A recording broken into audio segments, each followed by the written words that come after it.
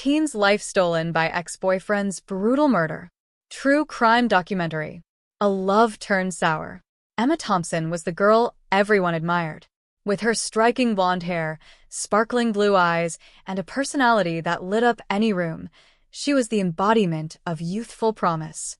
At just 17, she was already planning her future. College applications were filled out, and dreams of becoming a pediatrician danced in her mind. She lived in the small town of Maplewood, where everyone knew everyone. The town had always been a safe haven, a place where nothing terrible ever seemed to happen. Then Jack Hayes moved to town.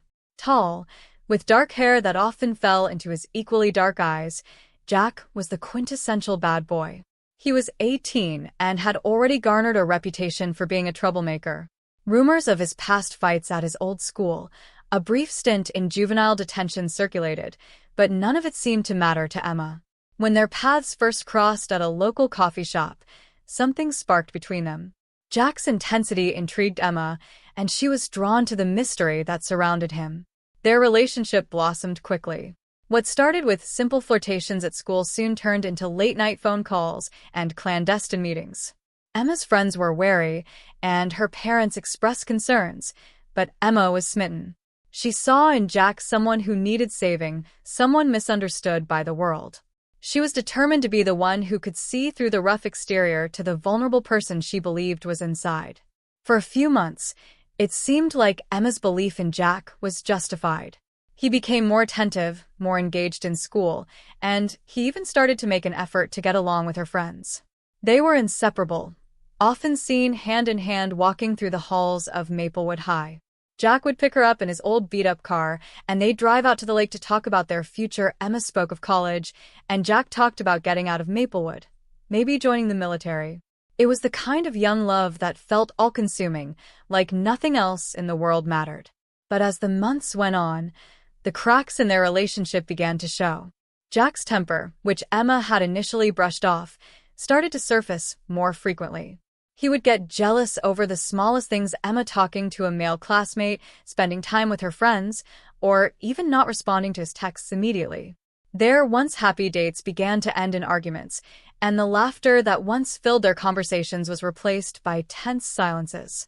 Emma found herself making excuses for Jack's behavior. She told herself he was just passionate, that he loved her so much that it hurt him to think of losing her. She convinced herself that if she could just be more understanding, more patient, everything would go back to the way it was. But deep down, the fear was growing. Jack's outbursts were becoming more frequent and more intense. He started showing up at her house unannounced, questioning her about her whereabouts, demanding to know who she was with at all times. The control he sought over her life became suffocating. Emma's friends noticed the changes in her. Once vibrant and full of life, she became withdrawn and quiet. The girl who used to lead the cheerleading squad with enthusiasm now barely participated. Her grades began to slip, and she started skipping classes to avoid seeing Jack, but he always found her. The love that once made her feel on top of the world was now chaining her to a relationship that was spiraling out of control. One day, after another explosive argument, Emma confided in her best friend, Sarah. "I don't know what to do," she admitted, tears welling up in her eyes. "He's not the same person I fell in love with. I'm scared, Sarah. I'm really scared." Sarah, who had been watching her friend's relationship deteriorate, was blunt. "Emma, you need to get out. This isn't love. This is control. It's not healthy, and it's not safe." But Emma, despite her fear, couldn't bring herself to leave Jack. She still saw glimpses of the boy she had fallen for, the one who was kind and caring, the one who talked about a future together. She held on to the hope that things would get better, that this was just a rough patch. She couldn't bear the thought of breaking his heart, of being the one to walk away. So, she stayed, even as the warning signs became impossible to ignore. As the school year drew to a close, the pressure of their volatile relationship weighed heavily on Emma. Jack became even more possessive, and the arguments grew more intense. Her friends' and family's pleas for her to end the relationship became more urgent, but Emma felt trapped. She was stuck in a cycle of love and fear, unable to see a way out. What Emma didn't realize was that the danger was closer than she thought. The boy she had once believed she could save was about to turn her life into a nightmare from which she would never wake. The breaking point. The summer after their junior year was supposed to be a time of freedom and fun for Emma. She had planned to work a part-time job, save money for college, and spend time with her friends before they all went their separate ways. But instead, she found herself increasingly isolated, caught in a relationship that had become more suffocating with each passing day. Jack's behavior grew more erratic. He began showing up at Emma's workplace, standing outside for hours just to watch her. He would text her incessantly, demanding to know where she was, who she was with, and what she was doing at every moment. If she didn't respond quickly enough, he would accuse her of cheating, of lying to him, of betraying his trust. The boy who had once seemed so mysterious and intriguing was now a source of constant anxiety. Emma's friends noticed the bruises on her arms, the way she flinched whenever her phone buzzed, and the haunted look in her eyes. Sarah, her best friend, tried to intervene. "Emma, you can't keep doing this," she said one afternoon as they sat in the park, away from the prying eyes of Jack. "He's controlling you, and it's only getting worse. You need to leave him." "I know," Emma whispered, her voice trembling. "But I'm scared, Sarah. He's not the same person anymore. He's different." Sarah reached out and grabbed Emma's hand, her voice firm but gentle. "Then let me help you. You don't have to do this alone. We'll figure it out together." That conversation stuck with Emma. For the first time, she began to seriously consider ending the relationship.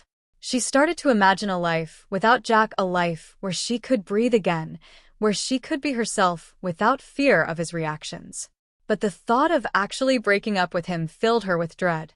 She had seen his temper, the way he could switch from loving to enraged in an instant. What would he do if she told him it was over? A week later, Jack's behavior escalated.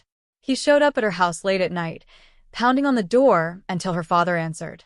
Jack demanded to see Emma, his voice slurred and his eyes wild. "I know you're in there, Emma. Come out here and talk to me." Emma's father, a calm and patient man, tried to reason with Jack. "Son, it's late. You need to go home. Whatever it is, it can wait until tomorrow." But Jack wouldn't listen. He continued to shout, his voice growing louder and more desperate. "Emma, please. I just need to talk to you." Terrified, Emma hid in her room, her heart pounding in her chest. She could hear Jack's voice echoing through the house, filled with a mix of anger and desperation. She knew she couldn't keep living like this. Something had to change. The next morning, Emma made a decision. She would break up with Jack, but she would do it in a public place, somewhere safe where he couldn't lose control. She called him and asked to meet at the park where they had first met, hoping the familiar surroundings would soften the blow. When Jack arrived at the park, he looked different, hollow almost. His usually confident stride was hesitant, and his eyes, once so full of intensity, were clouded with confusion. "What's going on, Emma?" he asked, trying to sound casual, but there was an edge to his voice that made Emma's stomach turn. "Jack, we need to talk," she began, her voice shaking slightly. I can't do this anymore. We're not good for each other. This relationship isn't healthy, and I think we need to end it." For a moment, Jack just stared at her, as if he hadn't heard what she said. Then, slowly, the reality of her words seemed to sink in. His face twisted with anger. "You're breaking up with me?" he asked, his voice low and dangerous. "After everything I've done for you? After all we've been through?" Emma took a deep breath, trying to stay calm. "Jack, this isn't about what you've done or haven't done. It's about us. We're not happy anymore, and it's not fair to either of us to keep pretending we are." Jack's fists clenched at his sides, and for a moment, Emma thought he might hit her. But then his expression softened, and he reached out to touch her arm. "Please, Emma, don't do this. I'll change, I promise. I'll do whatever it takes to make this work. Just don't leave me." His plea tugged at Emma's heart, but she knew she couldn't give in. "I'm sorry, Jack, but I've made up my mind. This is what's best for both of us." For a moment, Jack was silent. Then, without warning, he turned and walked away, leaving Emma standing alone in the park. She watched him go, feeling a mixture of relief and guilt. It was over. She had done it. But as she turned to leave, she couldn't shake the feeling that this wasn't the end, that Jack wasn't going to let her go that easily. In the days that followed, Emma tried to move on. She focused on her job, spent time with her friends, and started making plans for the future again. But Jack was never far from her thoughts. He texted her constantly, alternating between begging her to take him back and accusing her of ruining his life. He showed up at her house, her workplace, even her school, always watching, always waiting. Emma began to feel like a prisoner in her own life. She couldn't go anywhere without looking over her shoulder, couldn't relax without wondering if Jack was lurking nearby. The fear that had once been a dull ache in the back of her mind had now become a constant, gnawing presence. She knew she needed help, but she was too scared to tell anyone what was really going on. She had seen Jack's temper, and she knew what he was capable of. The final straw came one night when Emma was walking home from a friend's house. She had taken a shortcut through a quiet, tree-lined street when she heard footsteps behind her. She quickened her pace, but the footsteps followed. Her heart pounded in her chest as she realized who it was. She didn't need to turn around to know that Jack was there, following her. "Emma," his voice called out, low and menacing. "We need to talk." Emma broke into a run, her breath coming in short, panicked gasps. She could hear Jack's footsteps quickening behind her, growing closer with every second. She didn't know what he wanted, but she knew she had to get away. She turned a corner, hoping to lose him, but Jack was faster. He grabbed her arm, pulling her back with a force that sent her stumbling. "You can't run from me, Emma," he snarled, his grip tightening. "You think you can just leave me like that? You think you can just walk away?" Emma struggled to free herself, but Jack's grip was like a vice. "Let me go," she screamed, tears streaming down her face. "Please, Jack, just let me go." But Jack wasn't listening. His eyes were wild with anger, his face contorted with rage. "You're mine, Emma," he hissed, his voice filled with a chilling finality. "And if I can't have you, no one can." In that moment, Emma realized the full extent of the danger she was in. Jack wasn't going to let her go. Not now, not ever. And in his twisted mind, if he couldn't have her, he was prepared to make sure no one else would. As Emma fought for her life on that dark, deserted street, the town of Maplewood would soon be shaken to its core by the tragedy that was about to unfold, a tragedy that would leave a once promising future shattered and a community forever changed. The breaking point. The summer that was supposed to be full of joy and new experiences turned into a nightmare for Emma Thompson. As the days grew longer and the sun shone brighter, the darkness in her relationship with Jack Hayes only deepened. The control Jack exerted over her life became unbearable, and Emma was starting to realize that she was trapped in a situation far more dangerous than she had ever imagined. Jack's jealousy was spiraling out of control. His texts, once sweet and filled with affection, had become invasive and accusatory. He demanded constant updates on her whereabouts, and if Emma didn't respond immediately, his messages would quickly escalate from concern to rage. The few times she tried to push back, asserting her need for space, Jack's temper flared. "Who were you with?" he would demand after every outing with her friends. "I saw you laughing with that guy. Do you think I'm stupid?" Emma tried to reassure him, to calm him down, but nothing seemed to work. The boy she once loved was now a source of constant fear. She felt like she was walking on eggshells, always trying to say the right thing, do the right thing, to avoid setting him off.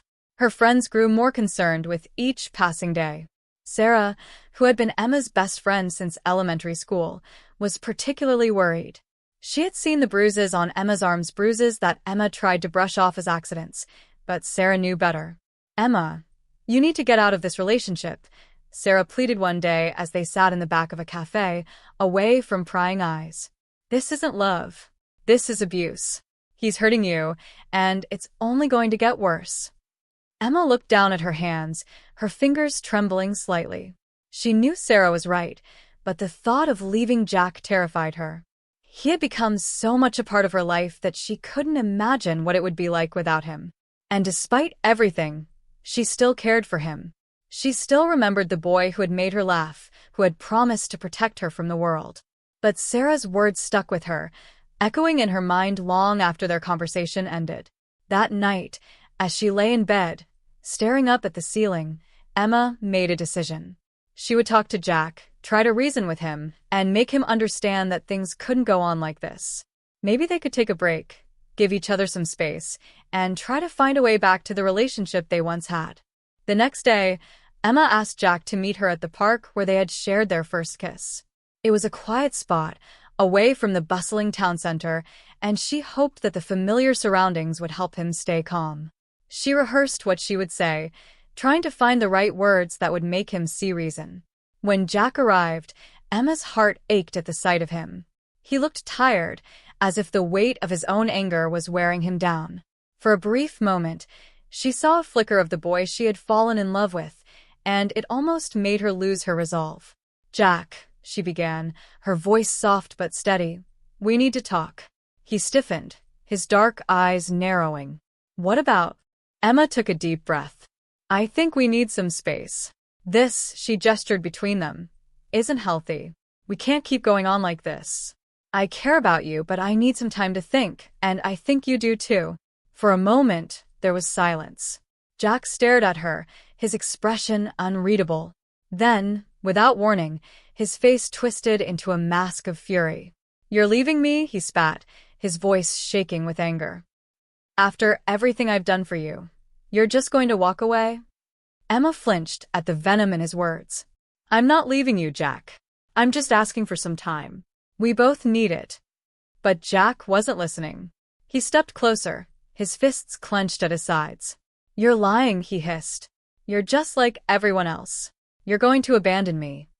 Emma's heart pounded in her chest. She took a step back, her voice trembling. "No, Jack, please." Before she could finish, Jack grabbed her by the arms, his grip so tight it made her wince.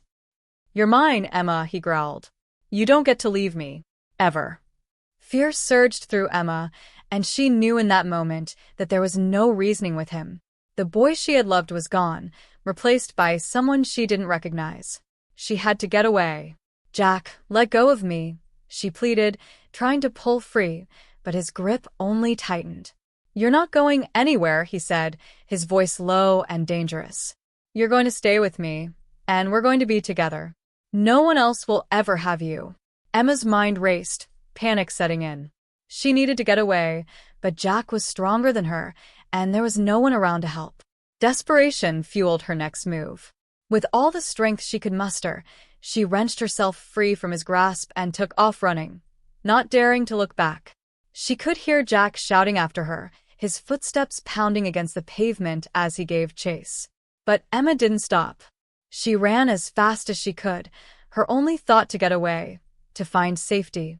When she finally reached her house, she burst through the front door, slamming it shut behind her. She locked it quickly, her chest heaving as she tried to catch her breath. She could hear Jack pounding on the door, shouting her name, but she didn't move. She slid down to the floor, tears streaming down her face as she realized just how close she had come to real danger. Emma knew then that she had to end things with Jack for good. There was no going back, no saving the relationship. But she also knew that breaking up with him would be the most dangerous thing she had ever done. And she was right. A desperate escape. The days after Emma's escape from Jack at the park were filled with a heavy, suffocating tension. Every shadow felt like a threat. Every footstep behind her made her heart race. She could no longer walk through the town without a sense of dread, constantly looking over her shoulder, expecting to see Jack lurking nearby. She knew that breaking up with him had been the right choice, but she also knew that it wouldn't be the end of his obsession. If anything, it had only intensified his dangerous behavior. Emma tried to go back to her normal life, but nothing felt normal anymore. She barely slept, her nights haunted by nightmares where Jack was always just out of sight, his voice echoing in her ears. At school, she avoided the places they used to meet, steering clear of any corner where he might be waiting for her. Her friends rallied around her, especially Sarah, who insisted on walking with her between classes, never letting her out of sight. But even their presence wasn't enough to ease the fear that had taken root deep inside her. One afternoon, As Emma was leaving her part-time job at the local grocery store, she saw him. Jack was standing across the street, leaning against a lamppost, watching her.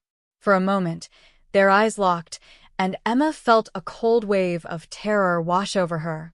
He wasn't doing anything, just standing there, his gaze fixed on her, but it was enough to make her blood run cold. She hurried to her car, her hands trembling as she fumbled with the keys, but by the time she looked back, Jack was gone. That night, Emma sat in her room, staring at her phone. She knew she needed to tell someone, to get help, but the fear that Jack might find out and retaliate kept her from making the call. She felt trapped, paralyzed by the knowledge that whatever she did, it might only make things worse. But she couldn't keep living like this, in constant fear of when he might strike. Eventually, she decided to talk to her parents. They had always been supportive, though they had been worried about her relationship with Jack from the start. She knew they would listen, that they would understand the seriousness of the situation. So, after dinner, Emma sat them down in the living room and told them everything about the park, about Jack's threats, and about the fear that had taken over her life. Her mother, Karen, looked horrified as Emma recounted the details, her hand covering her mouth in shock. Her father, Michael, remained silent, but his jaw clenched tightly, his eyes dark with anger.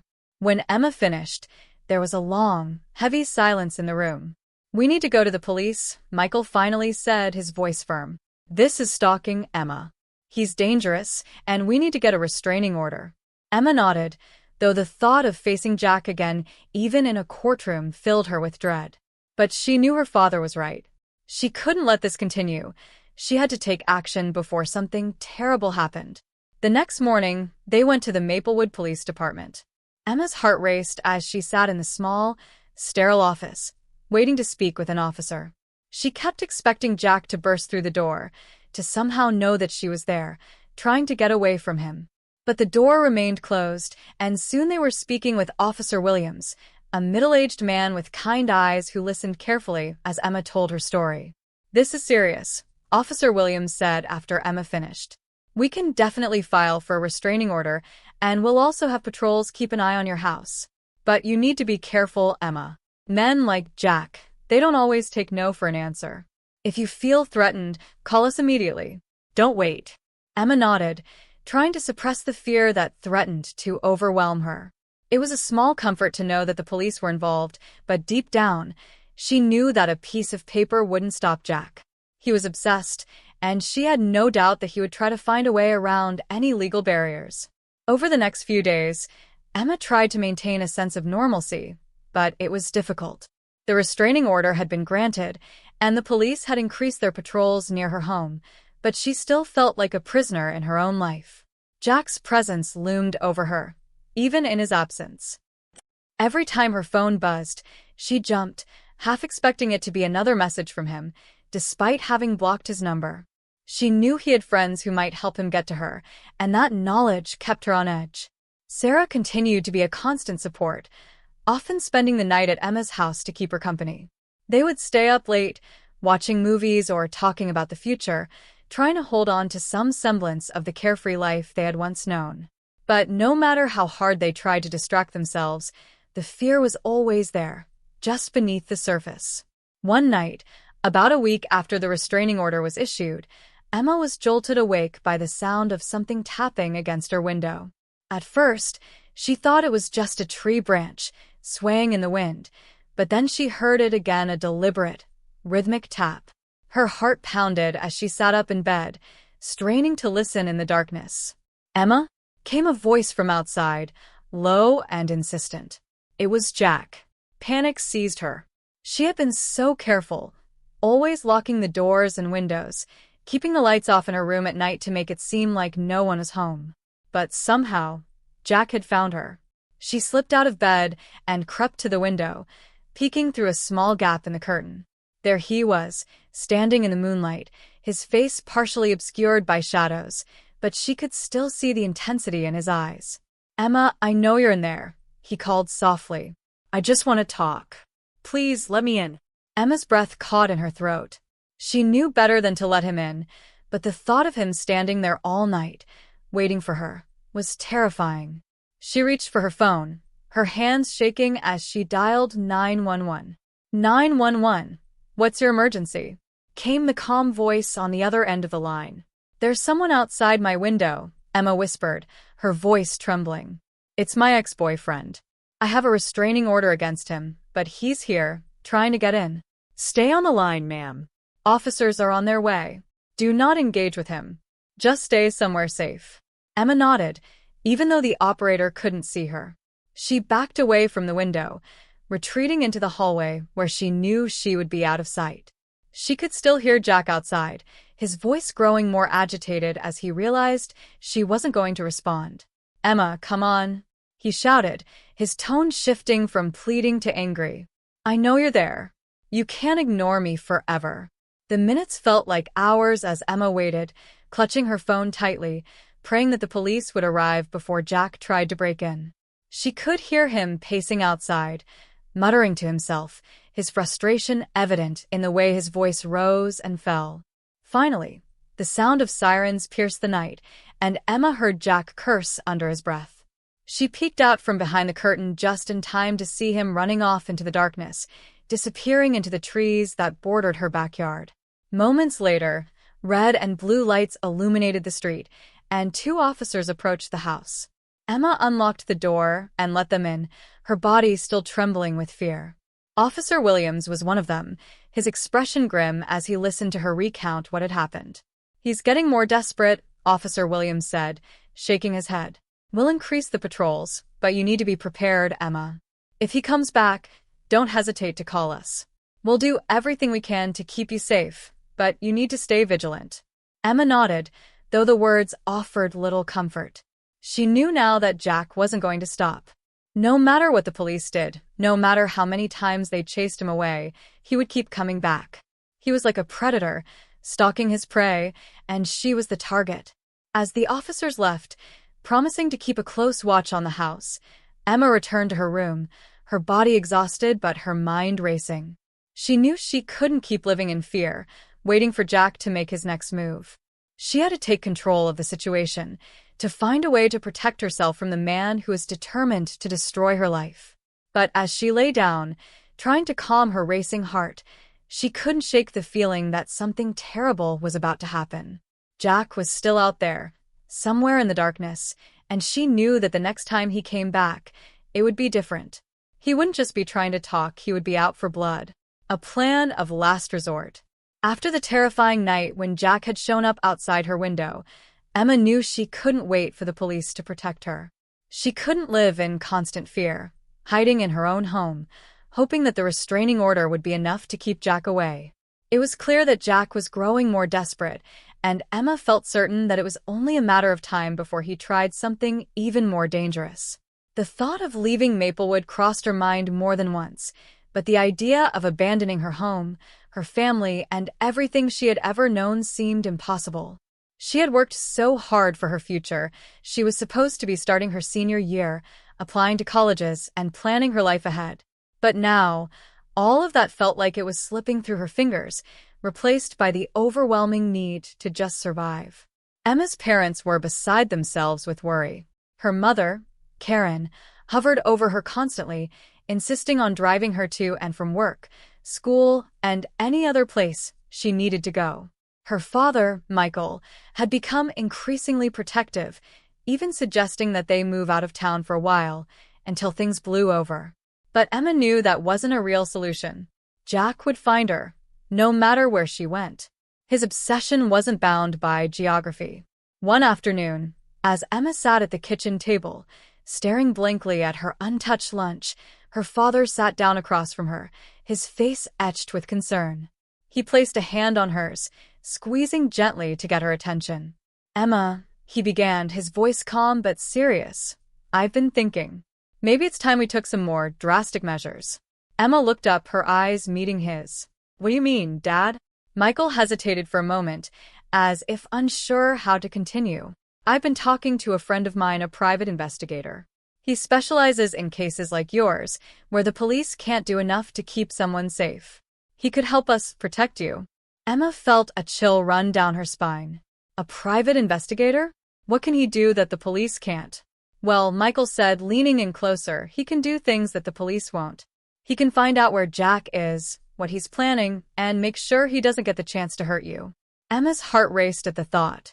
She had heard about private investigators before, usually in movies or TV shows, but she had never imagined needing one in real life. The idea of hiring someone to shadow Jack, to keep tabs on him, felt like a last resort, but it was a resort that Emma was beginning to think she might need. "Do you trust him?" she asked, her voice barely above a whisper. Her father nodded. "I do. He's helped people in situations like yours before. He's good at what he does, and he'll keep you safe." Emma looked down at the table, her mind swirling with thoughts. Part of her felt relieved at the idea of having someone on her side who could take action beyond what the police were willing to do. But another part of her was terrified at what this meant if they were at the point of hiring a private investigator. Things were far worse than she had allowed herself to admit. "What about the police?" she asked, glancing up at her father. "Won't they get in the way?" Michael sighed. "We'll still keep them in the loop. But this is about making sure you're protected, Emma. The police can't be everywhere, and they can't always act fast enough. This investigator, he'll make sure Jack doesn't get anywhere near you." Emma swallowed hard, nodding slowly. She knew her father was right.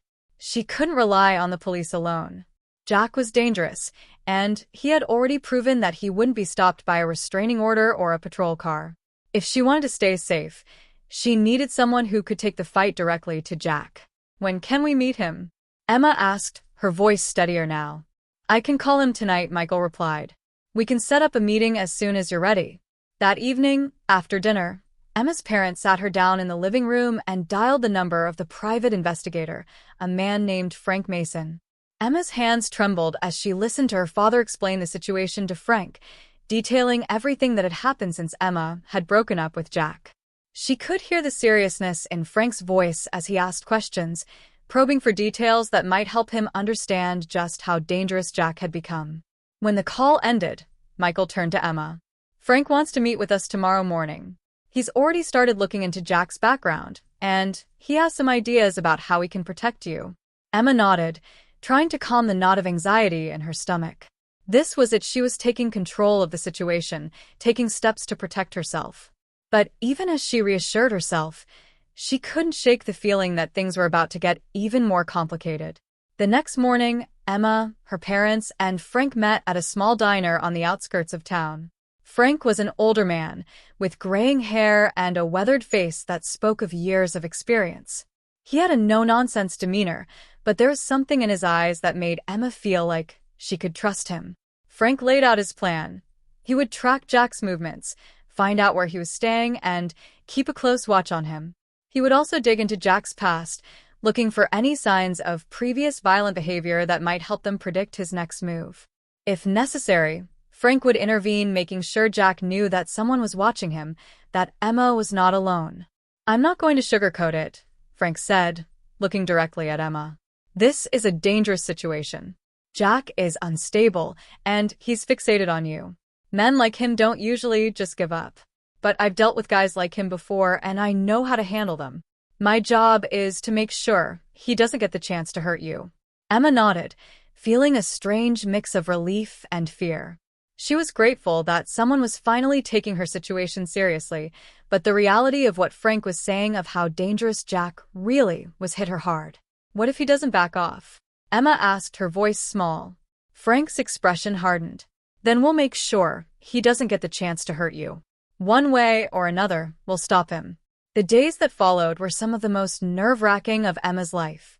She knew that Frank was out there, watching Jack, gathering information, but she couldn't help feeling like a target, always looking over her shoulder, always waiting for the moment when Jack would make his next move. Then, one evening, Frank called with news that sent a chill down Emma's spine. "I've found something," Frank said, his voice grim. "Jack's been staying at a motel on the edge of town. But that's not all.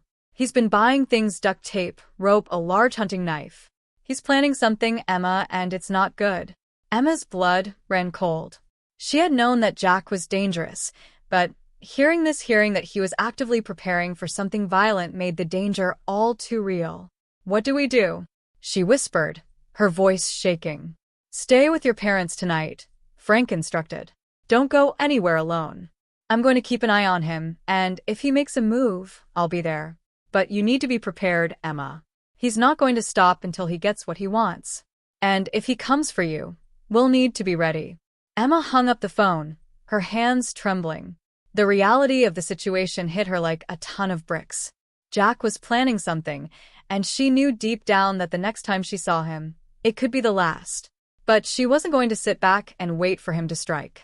With Frank's help, she was going to fight back. She was going to survive. Chapter 6. The Final Confrontation. The night was eerily quiet, the stillness broken only by the occasional rustle of leaves in the wind. Emma sat in the living room with her parents, the weight of Frank's words heavy on her mind. Jack was out there, somewhere in the darkness, planning something terrible. The fear that had been a constant companion for weeks was now more intense than ever, but beneath it, a steely resolve had taken root. She was tired of being afraid, tired of running. This had to end one way or another. Frank had been patrolling the area around Emma's house, watching for any signs of Jack. He had assured them that he was close by, ready to intervene if Jack made a move, but the wait was agonizing. Every minute that passed felt like an eternity, the tension in the room so thick it was almost suffocating. Emma's parents tried to keep her calm, but she could see the fear in their eyes. They had always been her protectors, but now, in this moment, they were just as vulnerable as she was. The knowledge that Jack had brought them all to this point, that he had turned their lives into a nightmare, fueled a burning anger within her. Suddenly, the sound of shattering glass broke the silence, followed by the deafening crash of the front door being kicked open. Emma's heart leaped into her throat as she realized what was happening. Jack had finally come for her. "Emma, where are you?" Jack's voice echoed through the house, a mix of desperation and fury. Her parents jumped to their feet, but Emma quickly motioned for them to stay back. She knew they couldn't confront Jack directly. It would only put them in more danger. They had to trust that Frank would arrive in time. "Emma, please. I just want to talk." Jack's voice was closer now, coming from the hallway. Emma's mind raced. She needed to keep Jack away from her parents, to buy time for Frank to get there. Taking a deep breath, she stepped out of the living room and into the dimly lit hallway, her heart pounding in her chest. "Jack, stop," she shouted, her voice steady despite the fear gripping her. "You need to leave." Jack appeared at the other end of the hallway, his face twisted with a mix of anger and relief. In his hand, he held the hunting knife Frank had warned her about, the blade glinting in the low light. The sight of it sent a chill down Emma's spine, but she stood her ground. "Emma, you don't understand," Jack said, his voice trembling. "I need you. We're supposed to be together. I can't let you go." "Jack, this isn't love," Emma said, trying to keep him talking, to stall for time. "This is obsession. You're not thinking clearly. You're scaring me, Jack. Please, just leave." Jack shook his head, taking a step closer. "I can't leave, Emma. I can't live without you. If I can't have you, no one can." Emma's breath caught in her throat as she realized the depth of his madness. Jack was beyond reason. He was consumed by his obsession. She had no doubt that he would follow through on his threats, that he would hurt her if she didn't stop him. As Jack took another step forward, Emma heard the faint sound of footsteps outside Frank. He was here, but she needed to keep Jack distracted for just a few more moments. "Jack, please," Emma said, her voice breaking slightly as she took a step back, trying to keep the distance between them. "We had something once, but it's over. You need to let me go." Jack's expression twisted with pain, and for a brief moment, Emma thought she saw a flicker of doubt in his eyes. But then his grip on the knife tightened, and the madness returned, more intense than ever. "No, Emma," Jack said, his voice barely a whisper. "I can't let you go. I won't." He lunged toward her, the knife raised, but before he could reach her, the front door burst open, and Frank rushed in, tackling Jack to the ground. The two men struggled, the knife clattering to the floor as they grappled with each other. Emma's parents rushed into the hallway, pulling her back as Frank fought to subdue Jack. The scene was chaotic, the sounds of grunts and the scuffle of feet filling the small space. But Frank was strong, and his years of experience gave him the upper hand. Within moments, he had Jack pinned to the ground, his knee pressing into Jack's back as he reached for the handcuffs. "Stay down," Frank barked, his voice filled with authority. Jack struggled, but it was clear he was beaten. The fight left him, and he slumped to the floor, his breath coming in ragged gasps. Frank quickly secured the handcuffs, making sure Jack couldn't pose any more danger. Emma stood frozen, watching as Frank hauled Jack to his feet and dragged him outside.